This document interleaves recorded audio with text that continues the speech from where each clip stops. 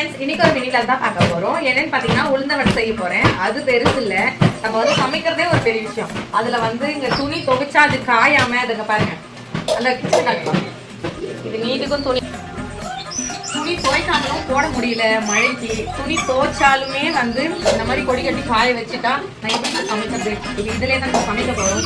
எப்படி உளுந்த வடை வருதுன்னு பார்க்கலாம் வாங்க. இந்த கழுத்துல எப்படி சமைக்கணும்?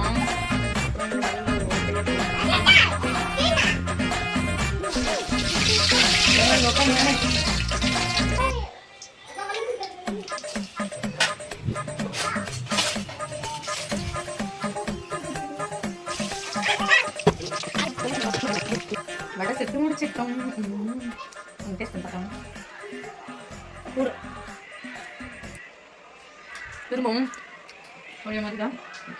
இதில் சாம்பார் ஊற்றி சாம்பார் வடை வைக்கிட்டேன்.